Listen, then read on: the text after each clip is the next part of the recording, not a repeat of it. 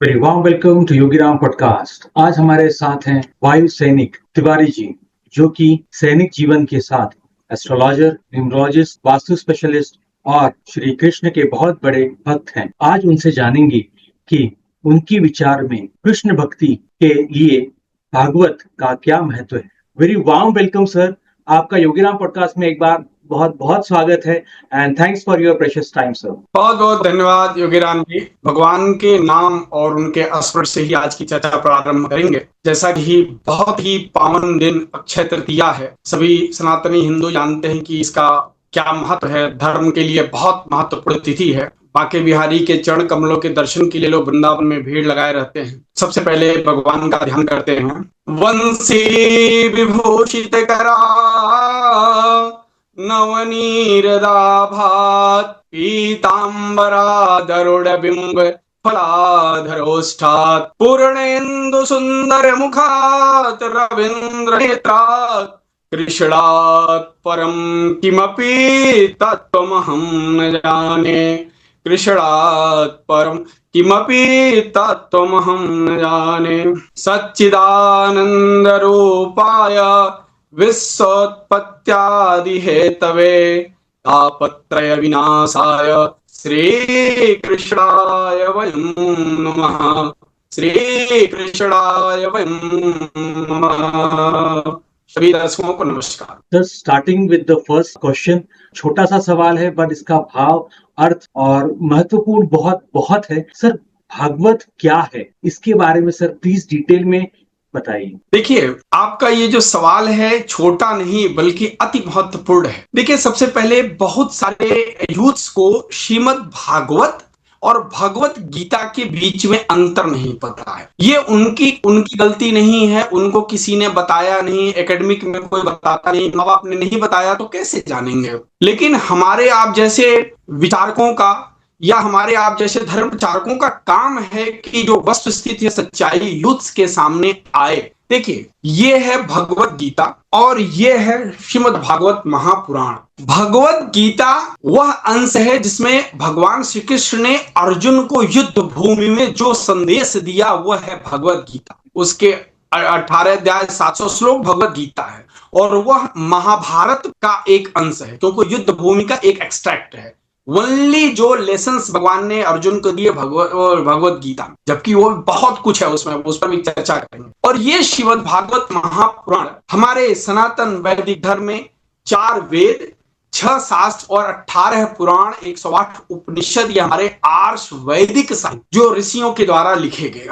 तो 18 पुराण में से एक पुराण श्रीमद् भागवत पुराण है। अब आपका जो सवाल था कि यह इतना महत्वपूर्ण और इतना फेमस क्यों है। 18 पुराण से बाकी 17 का नाम कोई जाने या ना जाने, लेकिन भागवत का नाम तो हर एक आस्तिक नास्तिक बच्चा से लेकर सब लोग। ऐसा क्यों? जब महर्षि वेदव्यास ने समस्त वेदों की रचना कर ली, शास्त्रों की रचना कर ली, बाकी पुराण भी उन्होंने लिख दिए, फिर भी उनके हृदय में शांति का अनुभव नहीं हुआ। जब उनके हृदय में शांति का अनुभव नहीं हुआ तब उन्होंने ब्रह्मा जी से यह प्रश्न किया कि इतने सारे साहित्य, भगवान की इतनी चर्चा, वेदों में इतने श्लोक आदि रचने के बाद भी मुझे आत्म शांति क्यों नहीं? क्योंकि वास्तविक भक्ति का उद्देश्य मेरे प्रिय मित्र वास्तव में आत्म शांति ही होती है। और इसके अलावा जो भक्ति की जाती है वो दिखावटीपन। यहां तक कि रामायण लिखते समय तुलसीदास जी ने स्टार्टिंग में ही लिखा कि भाई कोई कंप्लेन मत करिए, स्वांतः सुखाय तुलसी रघुनाथ गाथा। मैं तो अपने सेल्फ प्लेजर के लिए लिख रहा हूं, आपको अच्छा लगे चाहे न लगे। तो भक्ति का उद्देश्य वास्तव में आत्म शांति ही है। अगर वो न मिले इसका मतलब भक्ति में कमी है।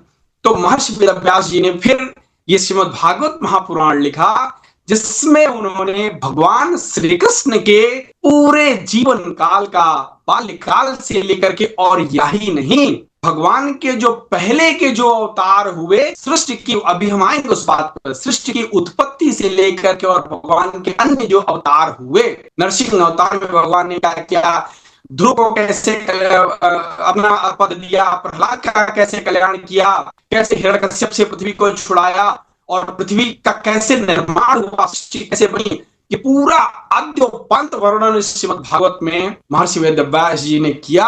और तब जाकर के उनको शांति आई। अब ये बात कही जाती है कि श्रीमद् भागवत क्यों सबसे महत्वपूर्ण है, इसका एक उदाहरण से आप बात समझें। आप जब कोई आयुर्वेदिक दवाई या कोई व्यक्ति खाता है, वो आयुर्वेदिक दवाई टैबलेट के फॉर्म में होती है, लेकिन वो कहां से निकल के आती है? किसी वृक्ष से, किसी धरती के अंदर किसी रत्न से निकल के आती है। क्या किसी पेड़ से निकलने वाली दवाई को क्या डायरेक्ट हम पेड़ को खा करके उस दवाई का निदान कर पाएंगे? नहीं। उस पेड़ से निकाल के वैद्य उसको कूट के बना के उसको वास्तविक मात्रा में ला करके और क्रिया विधि करके जब तैयार करता है तो वो औषधि बन जाती है। उसी प्रकार से हमारे वेदों, शास्त्रों, पुराणों में तो धर्म का अगाध ज्ञान भरा पड़ा है, लेकिन श्रीमद् भागवत में उन सारे धर्म के ज्ञान का निचोड़ लगा करके जो औषधि तैयार कर दी गई श्रीमद् भागवत में, यह प्राणी के भव रोगों का नाश करने में सक्षम है।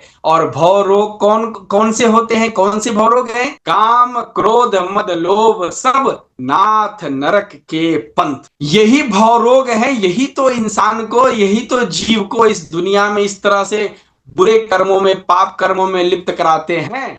तो इनसे विजय, इस बीमारी से कोई आदमी के अंदर काम भावना प्रबल है, उसका इलाज किसी टैबलेट दवाई में नहीं है। उसका इलाज ऐसे श्रीमद् भागवत का सत्संग, ऐसे महापुरुषों की वाणी और ईश्वर के कथा प्रसंगों में ही हो सकता। किसी व्यक्ति के अंदर वासना है, किसी व्यक्ति के अंदर लोभ है, किसी व्यक्ति के अंदर इस दुनिया से, माया से इतना प्रेम है, उसका इलाज कोई भी इस दुनिया में बड़े से बड़ा डॉक्टर नहीं कर सकता। उसका इलाज इस भवरोग की औषधि श्रीमद् भागवत रूपी टैबलेट में ही है। इस नाते श्रीमद् भागवत को बाकी ग्रंथों की अपेक्षा अति महत्व दिया गया और कलयुग में इसी नाते जगह जगह श्रीमद् भागवत की चर्चा होती। इसके साथ एक और चीज जुड़ी हुई है। भगवान श्री कृष्ण जब द्वापर के अंत में भगवान श्री कृष्ण को क्या हुआ, उनके पैर में बहेलिया ने तीर मार दिया और जो शरीर छोड़ के जाने लगे तो बहेलिया दौड़ के उनके पास गया तो उसने बोला कि भगवान कुछ अंतिम संदेश दे दीजिए, अब आपका दर्शन तो हमको मिलेगा नहीं।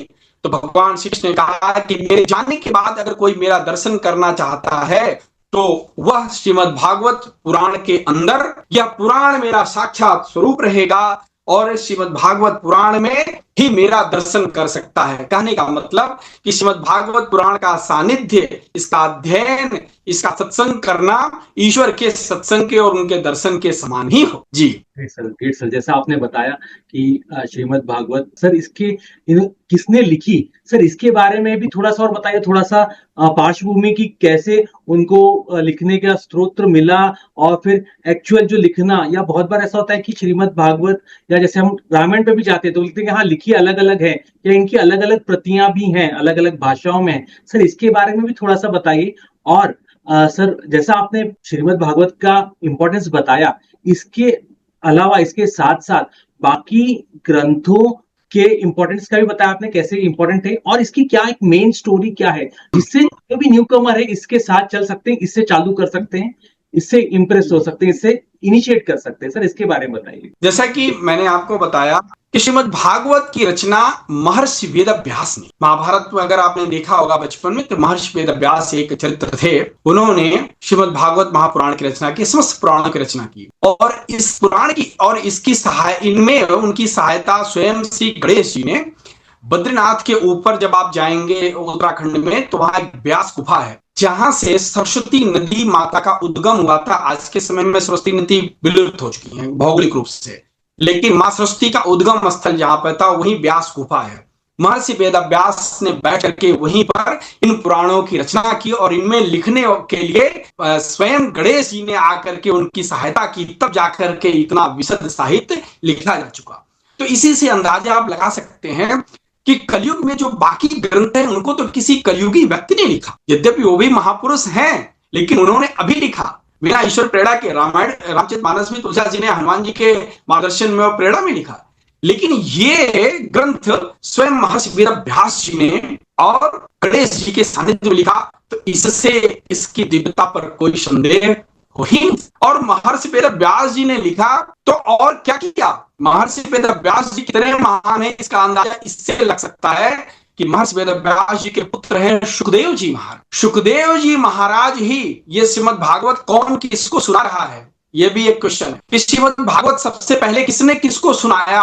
इस सृष्टि में, तो महर्षि वेदव्यास के पुत्र सुखदेव जी महाराज हैं, और वो कितने परम ज्ञानी हैं कि वो माता के गर्भ से पैदा होने से मना कर रहे थे कि मैं बाहर जाऊंगा तो मुझे माया लिप्त कर लेगी, साथ मुझे माता गर्भ में ईश्वर के ध्यान में ही रहने दो। और जब वो पैदा हुए तो विद्वान पैदा हुए। उनके बारे में श्रीमद् भागवत का जो पहला श्लोक है वो मैंने आपको अभी पढ़ के सुनाया, और उसके बाद जो श्लोक है वो क्या कहता है, यम प्रवजन्ति मनुपेत कृत्यम द्वैपायनो विरह कातर आजुहाव पुत्रेति तन्मतया तर्वोऽभिनेदुस् तत्सर्वभूत हृदयम् मुनिमान तोष्मी।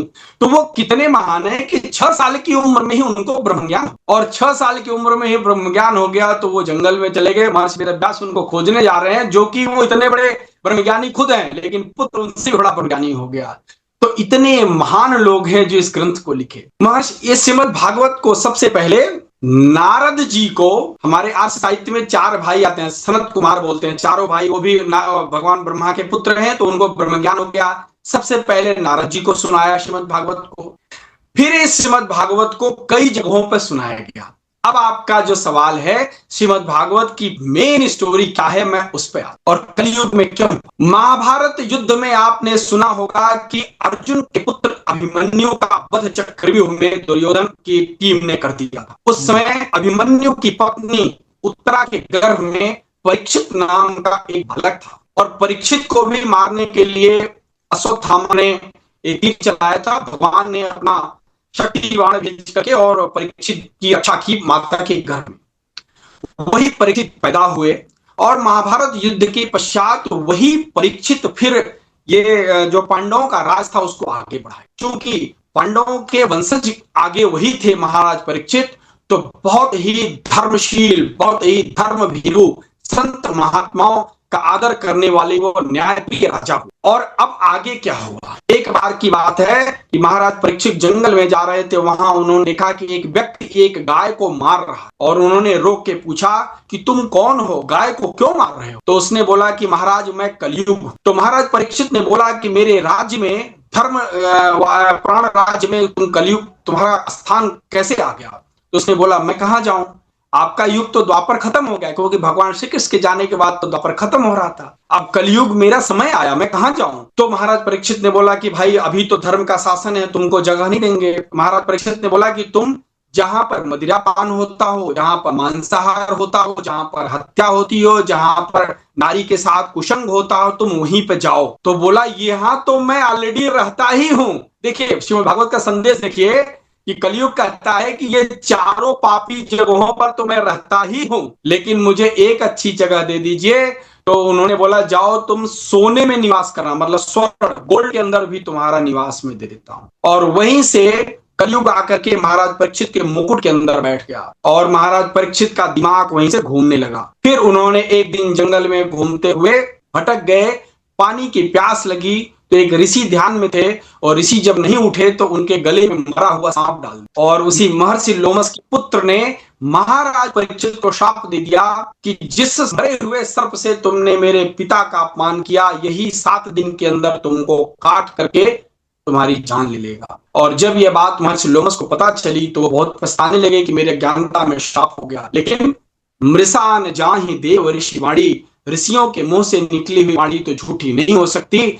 और ये तो असंभावी था कि महाराज परीक्षित को 7 दिन में सांप काट के उनकी मृत्यु होती। लेकिन महाराज परीक्षित ने इस 7 दिन का जो उपयोग किया, वह उपयोग उनके कल्याण के लिए भी हुआ, और वही उपयोग इस कलयुग में सभी प्राणियों के लिए। महाराज परीक्षित तुरंत आकर के घर बार छोड़ करके गंगा जी के तट पर चले गए, और उस 7 दिन के लिए उन्होंने महाराज सुखदेव जी, वही सुखदेव जी जो 6 साल की उम्र में घर छोड़ करके निकल गए थे, महर्षि वेदव्यास के ब्रह्म ज्ञानी पुत्र, उनसे प्रार्थना की कि हे भगवान अब मेरे पास जीवन के 7 दिन बचे हैं, मुझे जीवन का कल्याण कैसे हो यह रास्ता बता। तो महाराज सुखदेव और परीक्षित जी के बीच में जो कन्वर्सेशन है इस 7 दिन का, दैट इज श्रीमद् भागवत। समझ गए बात। सुखदेव जी महाराज ने परीक्षित जी को 7 दिन में जो उपदेश दिया उसका संकलन श्रीमद् भागवत रूप में है, और वो हमारे आपके जीवन में भी। अरे महाराज परीक्षित को तो ये पता था कि 7 दिन जिंदा रहेंगे,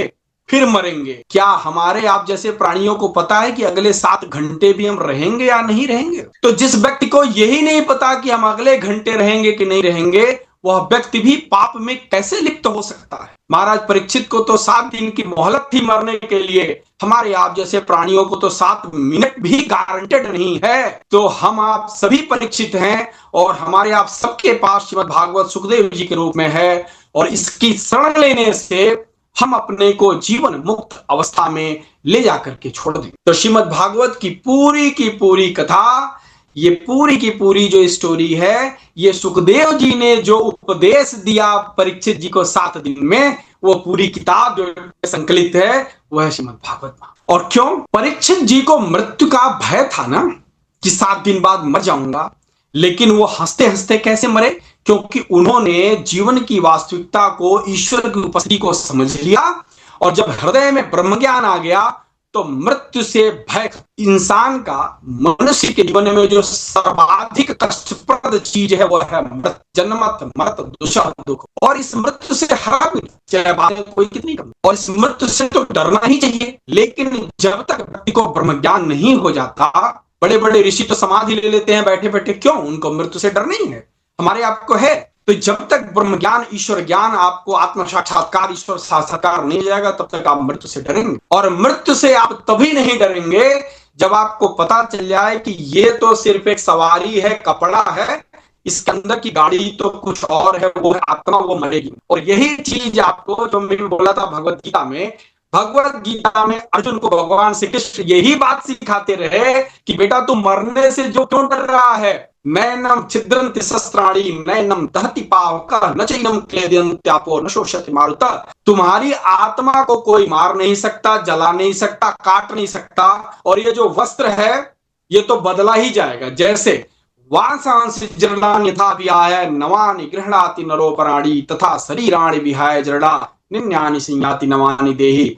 जिस प्रकार से पुराना वस्त्र हो जाने पर हमको कपड़े बदलने पड़ते हैं, उसी प्रकार से ये शरीर के 5 तत्वों की बनी, इसकी जो आयु है, बुढ़ापा आ जाएगा, बीमारी आ जाएगी, तो इसको छोड़ना ही पड़े। तो मृत्यु तो अवश्यंभावी है। लेकिन जो भक्त ब्रह्म ज्ञान प्राप्त कर लेते हैं, ईश्वर का साक्षात्कार कर लेते हैं, उन्हें मृत्यु पर विजय, और ये मनुष्य के जीवन का चरम लक्ष्य है।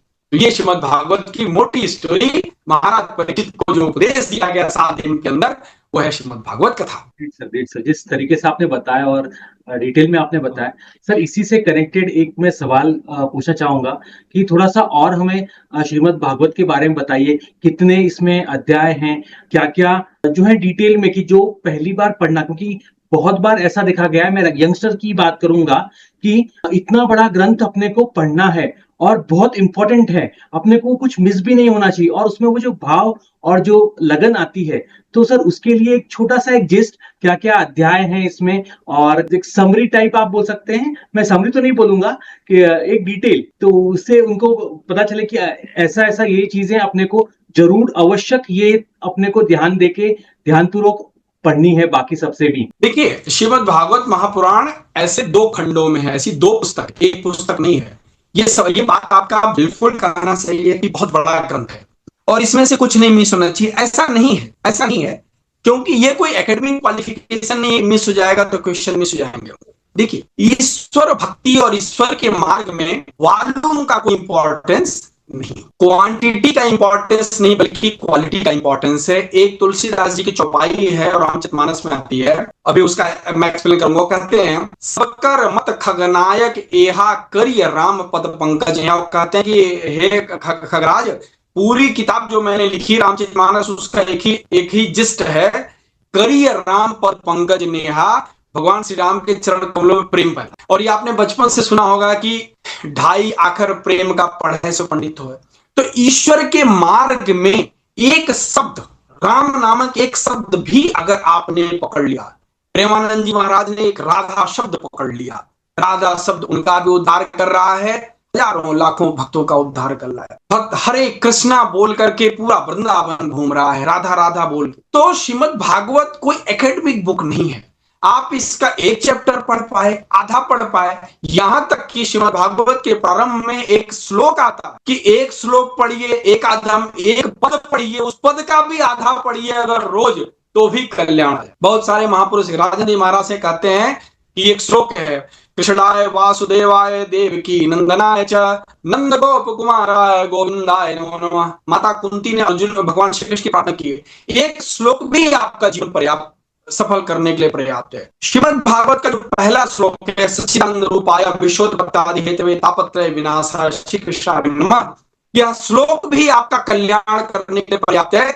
श्रीमद् भागवत का ये पहला श्लोक भी, आप भी योगीराम जी, आपको भी ये श्लोक याद करना, मैं व्हाट्सएप पर लिख के दूंगा। यह श्लोक सारे हिंदुओं को याद होना चाहिए। भगवान क्या कहते हैं, तापत्रय विनाशाय हे सच्चिदानंद घन भगवान। सच्चिदानंद कौन है, जो सत्य आनंद है। सच्चिद बहुत बड़ी, इस पर मेरे 1 घंटे का एक बड़ा वीडियो है। जो कभी प्रेजेंट है, वही सच्चिदानंद घन हो सकता है। इस पृथ्वी पर ईश्वर के अलावा सारी चीजें समय के अनुसार डीके हो जाती, कम हो जाती हैं, खत्म हो जाती हैं, एक्सेप्ट ईश्वर। तो हम ऐसे भगवान श्री कृष्ण को नमन करते हैं जो सच्चिदानंदन घन है। और उस नमन से क्या होगा, तापत्रय विनाशाय। जो मनुष्य के लाइफ में 3 मेन टाइप के कष्ट होते हैं, दैहिक, दैविक, भौतिक। यही 3 टाइप के हमारे सारों होते हैं, दुख होते हैं। उन सारे दुखों का विनाश हो। तो कोई युद्ध अगर इस पूरे ग्रंथ को नहीं भी पढ़, एक श्लोक याद करे, इसको हिंदी में पढ़े, इसमें जो सृष्टि के उत्पन्न की कहानी उसको पढ़े, भगवान के अवतारों की कहानी पढ़े, प्रहलाद जी की कहानी पढ़े, ध्रुव की कहानी पढ़े। भगवान श्री कृष्ण के बाल्यकाल का बहुत ही विशद वर्णन किया गया है। आज का युद्ध अगर श्लोक नहीं भी पढ़ पाता है, उन घावों को पढ़ करके उसका मस्तिष्क जितनी देर श्रीमद् भागवत के साथ में रहेगा, उतनी देर उसके मस्तिष्क पर इतना सात्विक चिंतन छाएगा, यह उसके जीवन को परिवर्तित करने के लिए पर्याप्त है। तो यद्यपि यह ग्रंथ बहुत ही विशाल है, 2 मोटे खंडों में है, लेकिन कोई भी चैप्टर आप खोल करके, ऐसा नहीं कि एक तरफ से ही पढ़िए, कोई चैप्टर खोल करके एक भी कथा आपने पढ़ ली, श्री कृष्ण भगवान, आज आपका मन किया श्री कृष्ण के विवाह की कथा पढ़ लिया आपने, आज आपका मन किया सृष्टि उत्पन्न कैसे हुई, इसकी कथा मैं आपको बताना चाहूंगा। एटॉमिक स्ट्रक्चर के लेवल पर इसमें सृष्टि की संरचना का वर्णन दिया हुआ है। 3रे अध्याय में आप जाएंगे, अध्याय के अंदर स्कंद है, सब चैप्टर्स हैं। तो कैसे पृथ्वी की संरचना हुई, सृष्टि के अंदर जो पहाड़ हैं उनको भगवान के वक्षस्थलों से, भगवान के जो रोए हैं उनको सृष्टि के अंदर जो जंगल है उनसे तुलना करके, ऐसे कंपैरिजन करके बताएगा, पढ़ने वाले की आंखें खुल जाएंगी। कहने का मतलब कि ये जो सृष्टि आपको दिख रही है, जो वर्ल्ड दिख रहा है, गॉड इससे अलग नहीं है। गॉड की एनर्जी का जो physical form, that is your world. और इसी को तुलसीदास जी ने लिखा है, सिया राम मैं सब जग जानी, करहूं प्रणाम जोग जोग पानी। तुलसीदास जी रामायण लिखने से पहले कहा कि समस्त सृष्टि को ही हम सीताराम मैं जानते हैं, क्योंकि बात तो सही है, उसी एनर्जी का प्रकटीकरण है। Like that, electricity flows in the wire. You cannot see, but once it is presented in the form of fan, TV, light, then you can feel. समझ गए?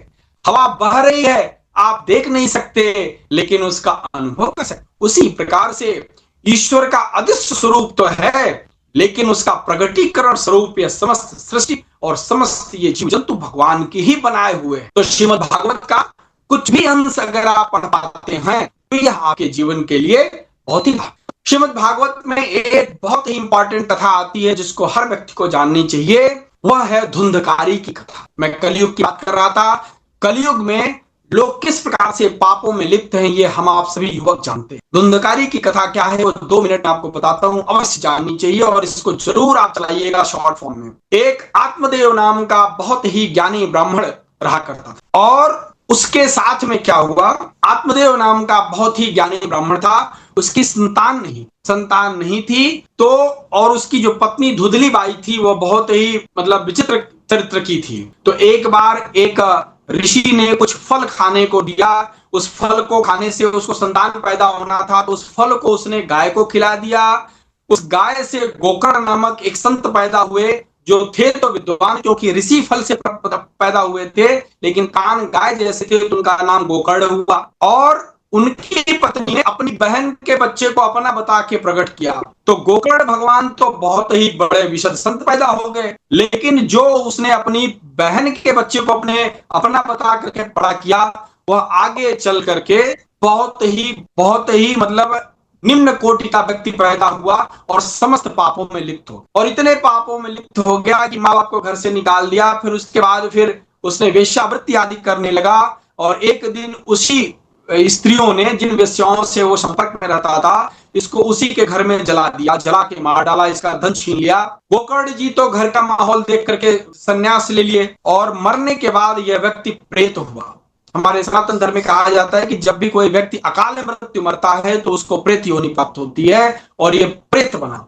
गोकर्ण जी वापस आए, जब उनको पता चला तो उनको पता चला कि मेरा भाई प्रेत बना हुआ है। उसको प्रेत योनि से मुक्त करने के लिए गोकर्ण जी ने, जैसे सुखदेव जी ने सुनाया किसको, परीक्षित जी को, जैसे शरद कुमारों ने नारद जी को सुनाया, वैसे गोकर्ण जी ने यही श्रीमद् भागवत श्रावण मास में अपने घर में, वो प्रेत योनि में था, दिखता नहीं था क्योंकि प्रेत दिखेंगे नहीं, वो एक पेड़ पर बैठा हुआ था एक बांस के अंदर, और प्रेत योनि से उसको मुक्त कराने के लिए श्रीमद् भागवत सुनाया, और 7 दिन का श्रीमद् भागवत वो प्रेत सुनता रहा, और 7वें दिन बाद वो मुक्त। कहने का मतलब कि ऐसा पतित जीवन बिताने वाले प्रेत योनि जिसको मिला, उसका भी उद्धार करने में सक्षम ये श्रीमद्। तो इसकी महत्ता का क्या कहा। जैसा आपको पता, इसी कंटेक्स्ट में और थोड़ा सा एलॉबरेट मैं चाहूंगा आपसे कि कलयुग में और श्री कृष्ण भक्ति के लिए भागवत पढ़ना और सुनना आज के टाइम पे हर किसी को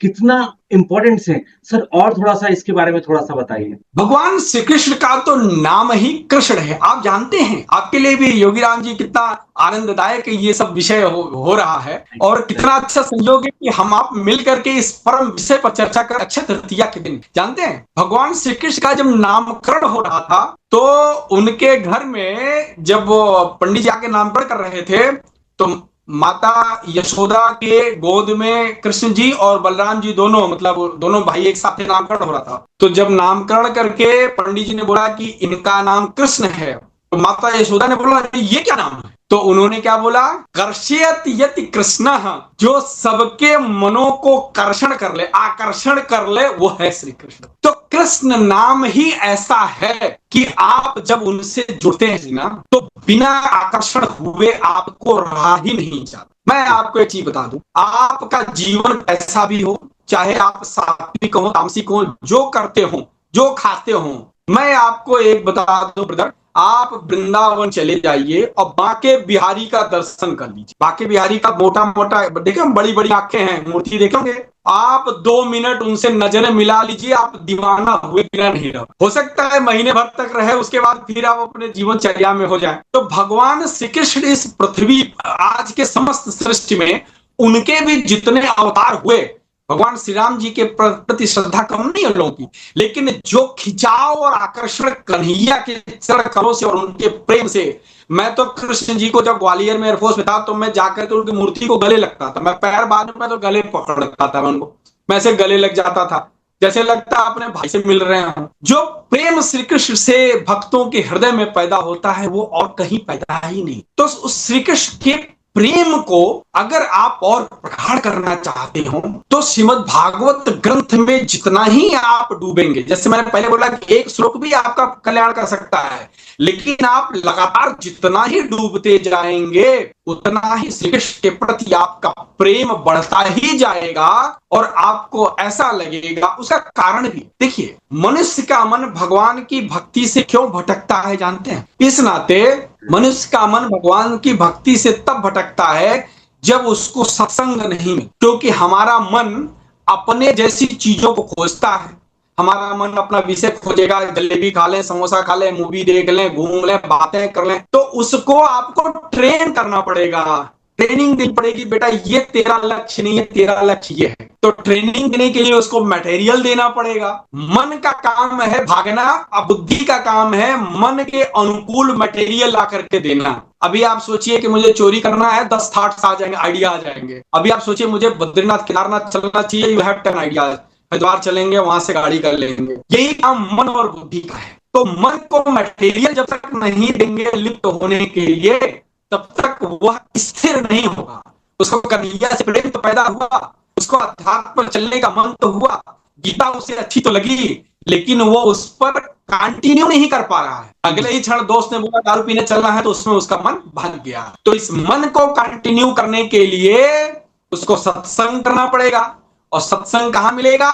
सदग्रंथों में मिलेगा, श्रीमद् भागवत में मिलेगा। जैसे आप बिजली को या इलेक्ट्रिसिटी को फील करना चाहते हो, आप फील तो नहीं कर पा रहे हैं, लेकिन अगर कोई इलेक्ट्रिसिटी को टच किया है, उसको आप टच कर दे तो आपको भी करंट लग जाएगा ना। यही काम महापुरुषों का, गुरुओं का और सदग्रंथों का है। जो सदगुरु हैं उन्होंने ईश्वर को फील कर लिया, हमने नहीं किया, लेकिन जब हम उनको टच करते हैं या उनके संपर्क में आते हैं तो वह हमको भी ट्रांसफर होता है जो उन्होंने फील किया। इस वजह से यह श्रीमद् भागवत श्री कृष्ण की भक्ति को प्रगाढ़ करने के लिए अति आवश्यक। यही नहीं, ये कितना आवश्यक है, भगवत गीता को पढ़ते पढ़ते मुझे मिला, गीता के 53 या 54 में भगवान श्री कृष्ण खुद ही कहते हैं, उस पराभक्ति के द्वारा मैं जो जितना हूं ठीक वैसा का वैसा तत्व से जानकर जो भक्त मेरे तत्व को जगह जगह कहता है वह मेरा परम प्रिय है। कहने का मतलब भगवान कहते हैं कि जो मेरी इस भक्ति और मेरी वाणी को जगह जगह प्रसारित करेगा वह भक्ति भी मुझे बहुत प्रिय है। तो कृष्ण भक्ति के लिए श्रीमद् भागवत अति आवश्यक और अति कल्याणकारी है। ये ऐसे समझ लीजिए कि अगर आपको किसी रिवर को पार करना है तो आपको बोट चाहिए ना, उसी प्रकार से जीवन के भवसागर को पार करने के लिए श्रीमद् भागवत रूपी बोट में बैठ जाइए और सुखदेव जी जैसा कोई नाविक रहेगा, वो बहा करके लेकर के परीक्षित जैसा आपको पार करा देगा और आप इस जीवन के डूबने से बच जाएंगे। जैसे नदी में आदमी डूब जाता है तो जीवन में किस में डूबता है? जीवन में किस में डूबता है? हत्या में, बलात्कार में, वासना में, मांस में, मदिरा में। तो इनकी जो दरिया है, इस दरिया में डूबने से बचाने के लिए आपको एक गुरु चाहिए और एक नाव चाहिए। नाव है श्रीमद् भागवत और गुरु है उसको बोलने वाला कोई पुरुष। जी बढ़िया सर, आपने इसे रिलेट किया और इस तरीके से बताया, सही में बहुत अच्छा लगा। सर मैं अगला सवाल लेना चाहूंगा, ये मेरा पर्सनल मैं पूछना चाह रहा था कब से, और मेरे ख्याल से बहुत सारे लोगों को ये प्रश्न भी होगा, क्या मनुष्य के अलावा अन्य जीवों की जब मैं बात करूं क्या उनका भी कल्याण हो सकता है और कैसे? सर इसके एग्जाम्पल के साथ जो कहानियां हैं जो ये है ग्रंथ में अपने, सर इससे रिलेट करके सर प्लीज बताइए। जी, मैं आपको अभी एक छोटी सी कहानी बताया था धुंधकारी की। देखिए आपके सामने सवालों के सामने ही जवाब भगवान ने दे दिया। अरे प्रेत योनि सबसे निकृष्ट योनि है। हजारों वर्ष के, कितने हजार वर्ष की आयु होती है तब उस प्रेत योनि से मुक्ति मिलेगी। हमारे 18 पुराणों में जो गरुड़ पुराण है उसमें आत्मा और पुनर्जन्म का बहुत डिटेल वर्णन है, कभी उस पर चर्चा हम लोग करेंगे। यहाँ तक कि मृत्यु के पश्चात आत्मा कहाँ कहाँ जाती है, कैसे पुनर्जन्म होता है। जब कोई आत्मा इतनी पाप कर लेती है कि उसको ह्यूमन बॉडी में बर्थ करने लायक कंडीशन ही नहीं रहता तो उसको प्रेत योनि में रखा जाता। समझ गए जी? और जब कोई आत्मा इतना अच्छा पुण्य की हो कि उसका बेनिफिट वो ह्यूमन बॉडी में नहीं तो वो पितृ योनि में रहते हैं, वो अच्छे पितृ में हैं, they can help you also. लेकिन प्रेत वो हैं कि उन्होंने इतने निकृष्ट कर्म किए कि ह्यूमन बॉडी में वो पनिशमेंट ही नहीं झेल पाएंगे। लॉजिक समझ गए? क्योंकि ह्यूमन बॉडी को पनिशमेंट सहने की तो लिमिटेशन है। 4 दिन भूखा रख दीजिए हो जाएगी, आग में तपा दीजिए जल जाएगी। लेकिन प्रेत योनि में जो पनिशमेंट मिलते हैं इससे बड़े हैं। तो इस नाते प्रकृति ने, ईश्वर ने व्यवस्था की कि ऐसे पापी प्रेत योनि, और प्रेत योनि में जाने के पश्चात भी अगर श्रीमद् भागवत सुन करके किसी का कल्याण हुआ तो निश्चित रूप से अन्य सभी जीवों का भी कल्याण होगा। अब मैं आपको अध्यात्म के कुछ ऐसे रहस्य बताता हूं। आप जब इसी श्रीमद् भागवत में जाएंगे तो जड़ भरत की कहानी आएगी। उसमें वो एक जीव के प्रेम में पढ़ करके वो बकरी बन जाता, और लेकिन उनको याददाश्त रहती है कि मैं पूर्व जन्म में भक्ति करता था, और वो अगले जन्म में बकरी होते हुए भी भगवान की भक्ति करने से उनका उद्धार हुआ। ऐसे हजारों कहानियां हैं। इसी श्रीमद् भागवत में एक गजेंद्र मोक्ष स्तोत्र की कथा आती है जिसका पाठ आज ही सुबह मैंने 11 साढ़े 11 बजे किया है। गजेंद्र मोक्ष स्तोत्र क्या है सुनिए ध्यान से। लोग कहते हैं कि भगवान की भक्ति कैसे करूं। अरे आपके श्रीमद् भागवत में ऐसे ऐसे स्तोत्र लिखे हुए हैं, आज भी चैलेंज है कि कोई करके देख ले, उसको सहायता न मिले। हमारे जैसे बहुत अज्ञानी आदमी जिसका ज्ञान का स्तर बहुत थोड़ा है भक्ति भी थोड़ी है। हमने अपने जीवन में जब भी ऐसे ग्रंथों का पाठ किया, गजन मोक्ष स्तोत्र, आदित्य हृदय स्तोत्र, राम रक्षा स्तोत्र, हमको तुरंत तुरंत संकट से सहायता मिली है। तो जो और लोग हैं उनको क्यों नहीं मिली? तो गजन मोक्ष स्तोत्र की कथा इसी श्रीमद् भागवत में आती है। क्या है? एक मगरमच्छ था, एक हाथी है, उसको वो नदी के किनारे पानी पीने जा रहा है, अपने झुंड के साथ में है, कई सारी हथनियां हैं उसके परिवार की, उस परिवार का वो मालिक है। देखिए क्या कोरिलेट हो रहा है आपकी लाइफ से। वो परिवार का मालिक है, नदी में पानी पीने गया और उसके पैर को एक घड़ियाल ने पैर को पकड़ लिया, और जैसे जैसे पकड़ लिया हाथी चिल्लाने लगा।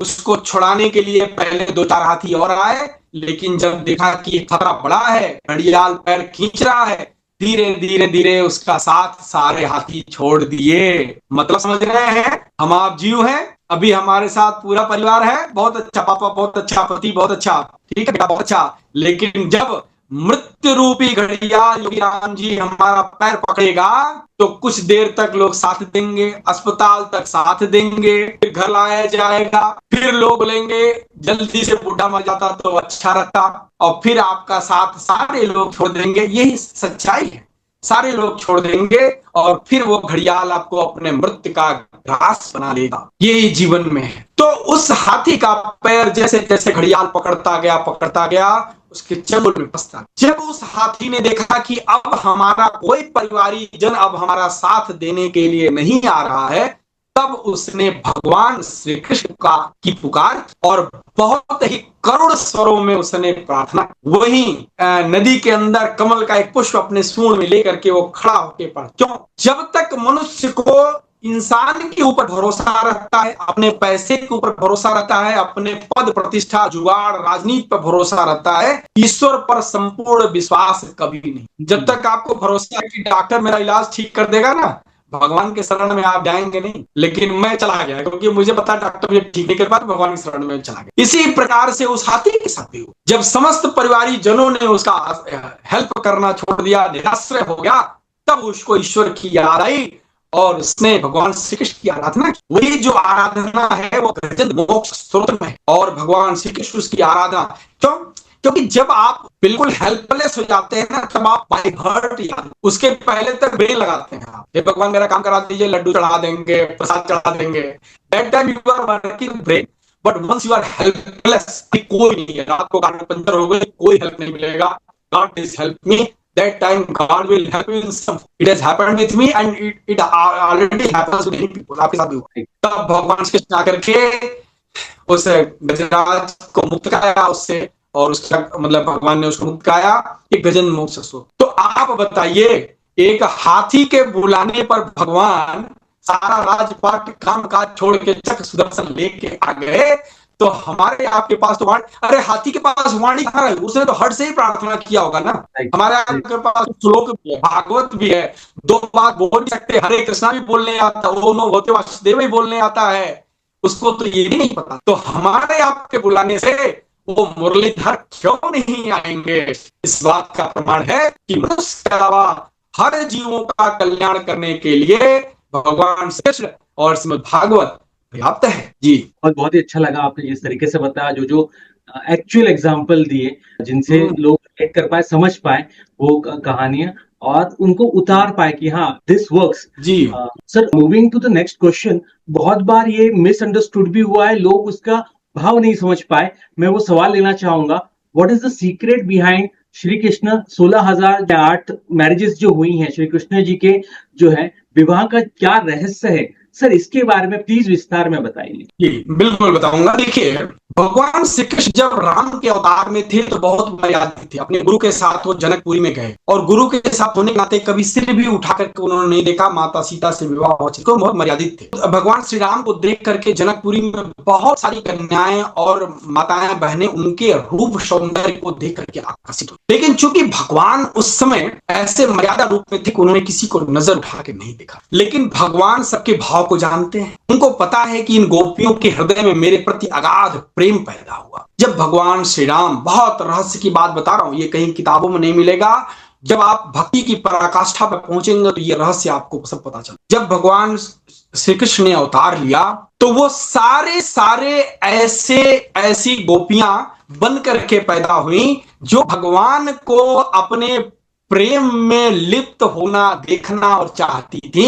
वो सारी की सारी गोपियां बन के पैदा हुई। कई हजार ऐसे साधु संत और ऋषि मुनि थे जो भगवान श्री कृष्ण के साथ मित्र जैसा भाव रख करके खेलना कूदना, ऐसा प्रेम रखना चाहते थे, जिन्होंने कई हजार वर्ष तपस्या की कि भगवान के पास मुझे इस तरह से खेलना है। वो सारे के सारे गोपाल और ग्वाल बाल बन के पैदा हुए द्वापर में। तो भगवान को तो उनके हृदय की भावनाओं के अनुरूप उनको प्लेजर तो देना ही था। तो वो सारी की सारी जो गोपियां हैं वास्तव में कई हजार वर्षों के सिद्ध संत हैं, जो गोपी बन के और ग्वाल बाल बन के पैदा हुए, और भगवान उनके साथ समस्त सृष्टि के रचयिता होकर के भगवान क्या कर रहे हैं, गाय चरा रहे हैं, उनके साथ रास कर रहे हैं। भगवान श्री कृष्ण की माखन चोरी का भी रहस्य ऐसे ही है। भगवान श्री कृष्ण जब अपने घर में माखन खाते थे तो उनको देख के पूरे गांव की गोपियां कहती थी कि काश हमारे घर में भी ऐसा सुंदर बालक होता,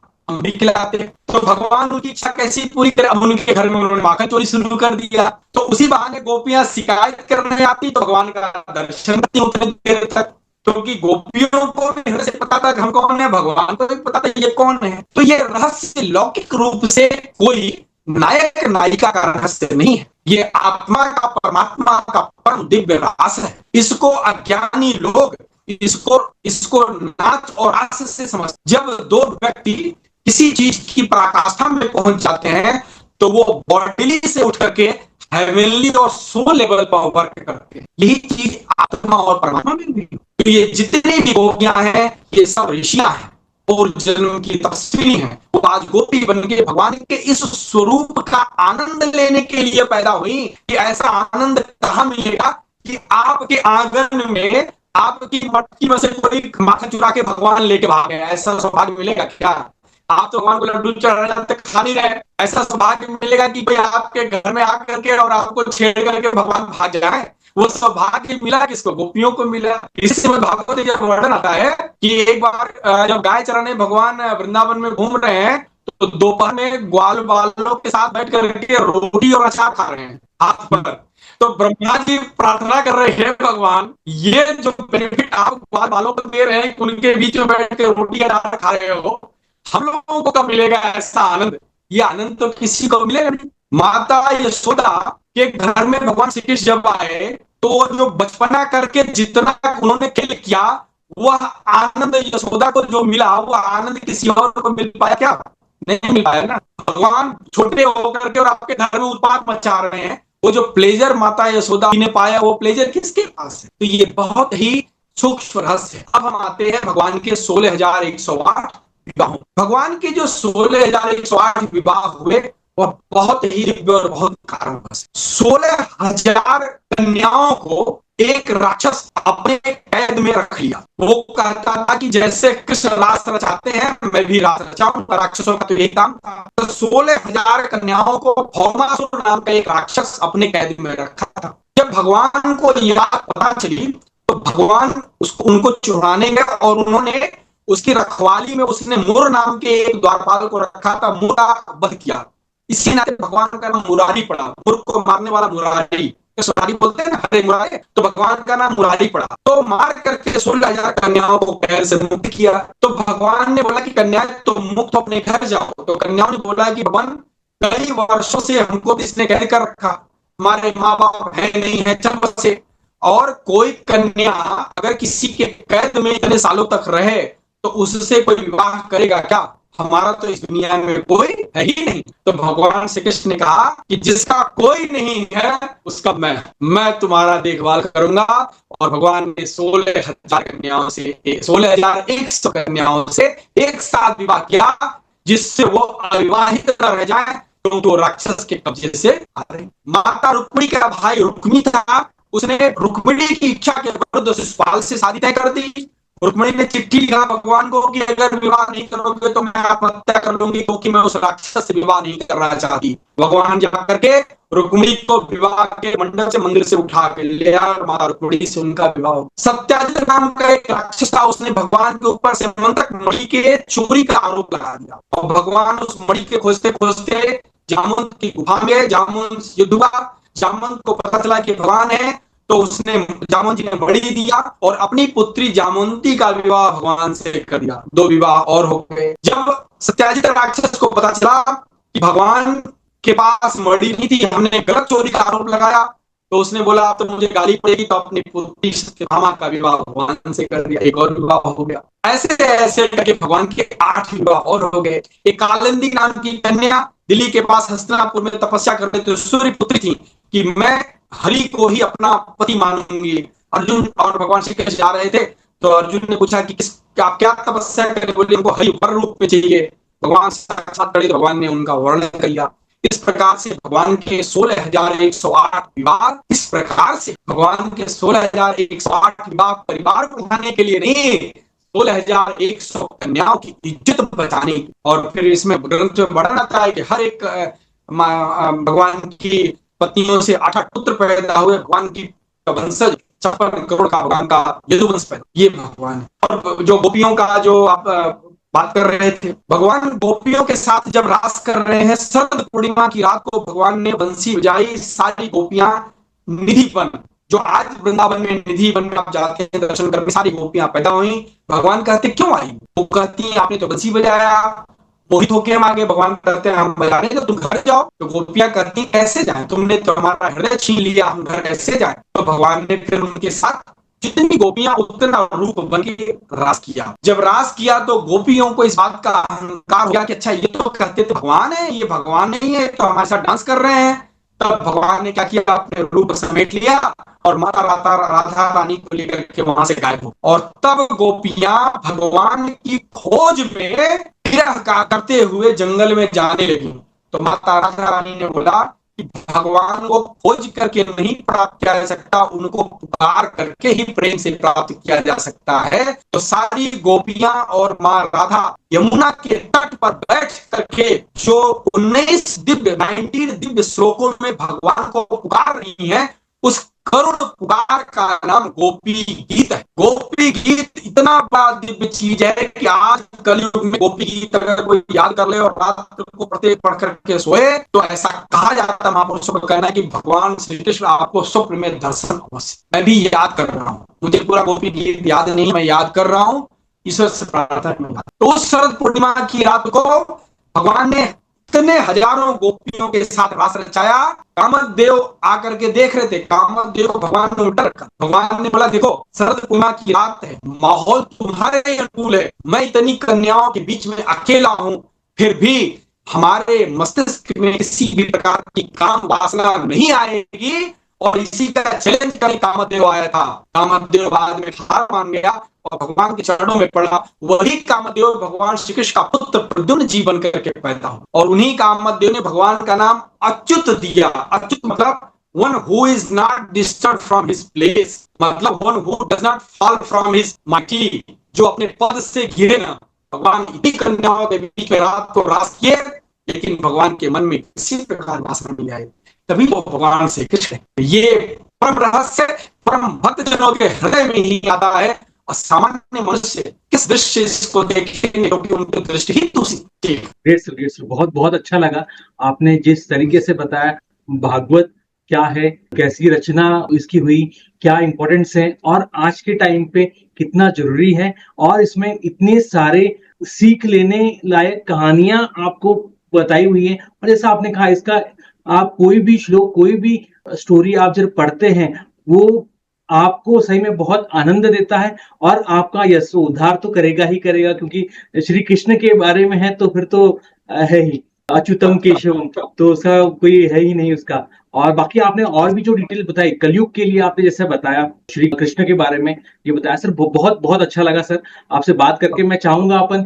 आगे भी इसी भागवत कथा की ही श्रृंखला में इसके अध्याय के रूप में इसको देखें और डिटेल में और इसके बारे में जाने, जिससे लोगों को एक छोटा सा शॉर्ट फॉर्म्स ऑफ स्टोरी पता चले। क्योंकि बहुत बार ऐसा होता है कि जब अखंड रामायण होती है, श्रीमद् भागवत की कथा होती है 7 दिन के लिए, बहुत बार ऐसा होता है कि कुछ लोग, मैं ये बोलूंगा कि वो 7 दिन वहां पे उपस्थित नहीं हो पाते, 6 दिन होते हैं, 1 दिन होते हैं, तो वो एक भाव हमेशा रहता है कि नहीं, इस बार नहीं अगली बार। और 7 दिन उपस्थित होने के बावजूद भी ऐसा लगता है कि हाँ, अगली भागवत कथा जहां भी हो रही है, जाएंगे, सुनेंगे, वो रस जो है ग्रहण करेंगे, तो उसका सर आनंद तो बहुत ही क्या बोले, अतुल्य है, शब्दों में बयान नहीं किया जा सकता सर। तो बहुत बहुत अच्छा लगा सर आपसे बात करके, और जैसा आपने डिटेल बताया, आपने जिस तरीके से बताया, सिंप्लिसिटी के साथ बताया, कनेक्टिंग विद जो यूथ को कनेक्ट कर पाए, समझ पाए कि क्या क्या चीजें हैं, क्या नहीं है, कैसे अपने को इम्पोर्टेंस इसका कितना है, तो ये सर बहुत अच्छा लगा। And really thank you, thanks for your time जो आपने दिया। और मैं चाहूंगा कि हम आगे भी भागवत श्रृंखला में ही या रामायण की श्रृंखला में ही डिटेल में और इसकी बात करें, क्योंकि जब जब भगवान की बातें होती हैं तो वो ना समय, ना काल, ना परिस्थिति, कुछ नहीं, सब बहुत ही अच्छा रहता है, बहुत ही उत्तम रहता है। तो सर बहुत बहुत अच्छा लगा पर्सनली मेरे को भी और मेरी टीम को भी, आपको एक बार फिर से सुन के। So thank you, thank you very much. Om